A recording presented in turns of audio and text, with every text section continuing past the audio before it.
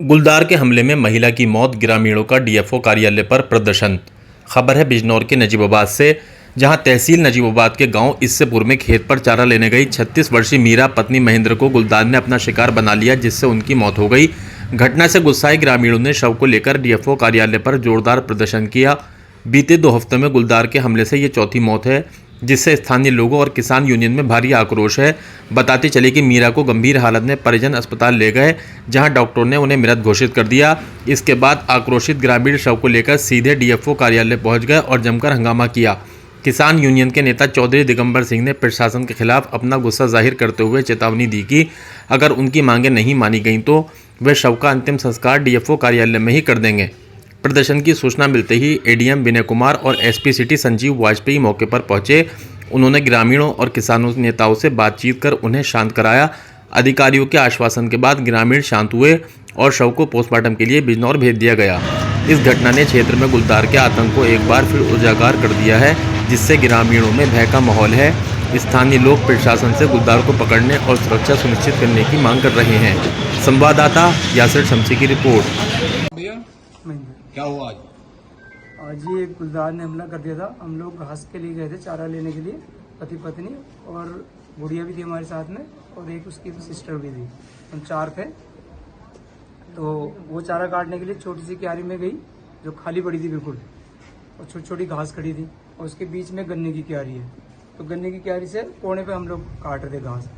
तो जैसे ही इसकी चीखने की आवाज़, हल्की सी चीखने की आवाज़ सुनी तो मैंने उसको आवाज़ लगाई, बट उसकी आवाज़ नहीं आई, तो वो नहीं बोली।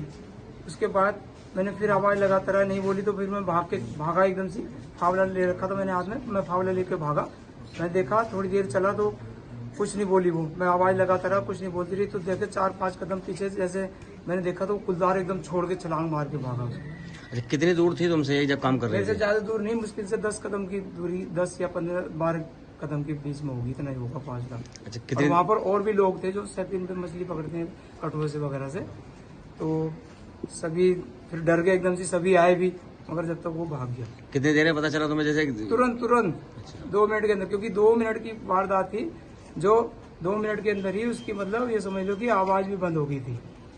जैसे गुलदार बहुल्य क्षेत्र है वहाँ, तो आप सुरक्षा करके नहीं चलते अपनी? बाबूजी गुलदार से क्या पता था, हमें पता ही नहीं था कि वहाँ गुलदार है। जैसे वो तो पूरा, वो हमें ये नहीं पता कि ये गुलदार है, तो वहाँ तो हम कुछ नहीं, क्योंकि और लोग वहाँ मछली पकड़ रहे हैं कटुए से। हम रोज नजीबाबाद क्षेत्र में सबसे ज्यादा घटना है गुलदार से। नजीबाबाद क्षेत्र में हमारे विभाग क्या कर रहा है? ये वन विभाग कुछ नहीं कर रहा।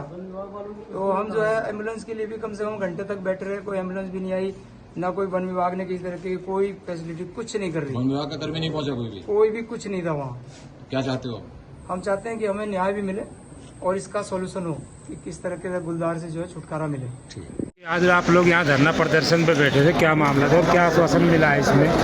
ये यहाँ जो समस्या है, ये गुलदार के द्वारा लगातार 4 हमले या एक पर्टिकुलर क्षेत्र में हो चुके हैं, और इसके लिए जो जिम्मेदार है वो वन विभाग के अधिकारी जिम्मेदार हैं। और वन विभाग के जो अधिकारी आज यहाँ एडीएम अपर जिलाधिकारी पहुँचे थे, और एडीएम साहब ने ये बात कही है यहाँ एज ए डीएम के बतौर, यहाँ उन्होंने ये आश्वासन दिया कि मुरादाबाद की पूरी टीम, बरेली की पूरी टीम, कंजर्वेटर यहाँ कल तक पहुँच जाएंगे, रात में 5 टीम और पहुँच जाएंगी, और लगातार उस पर काम करते हुए हम लोग आगे ये हमले ना हो, इस तरह की रणनीति कल तक हम बना के जनता को बताने का काम करेंगे। ये बात जिले के प्रशासन ने कही है। अच्छा देख जी, प्राइवेट एम्बुलेंस आई है, कई घंटा आपका धरना प्रदर्शन रहा, सरकारी एम्बुलेंस नहीं मिल पाई, क्या कहना चाहोगे? एम्बुलेंस की जो सरकारी की बात थी वो वहाँ समीपुर अस्पताल से नहीं मिल पाई, वो स्वास्थ्य विभाग की और प्रशासन की बड़ी लापरवाही है। यहाँ तो एम्बुलेंस जो भी आई होगी, यहाँ एम्बुलेंस मंगवाने का कोई विषय नहीं था, यहाँ तो एम्बुलेंस आ जाती, लेकिन वहाँ से एम्बुलेंस नहीं मिली इस मरीज को। अध्यक्ष जी, ये है कि जब प्रशासन के कहने पर भी यहाँ सरकारी एम्बुलेंस नहीं आ पाई, प्राइवेट एम्बुलेंस की व्यवस्था हुई है, तो आम आदमियों के लिए तो ये बड़ा क्वेश्चन मार्क है। ये तो देखने का विषय है, देख लो, सबके सामने है ना, सब लोगों ने मैसेज समझ लिया। अरे अगर एम्बुलेंस वहाँ समीपुर मिल गई होती तो, और ये जल्दी से जल्दी जो हायर सेंटर चली गई होती तो हो सकता है इसकी जान बच जाती। कहीं प्राथमिक स्वास्थ्य केंद्र में किसी CSC और PSC पर कोई डॉक्टर नहीं है भाई, कोई डॉक्टर ही नहीं, कहाँ की बात कर रहे हैं, डॉक्टर ही नहीं।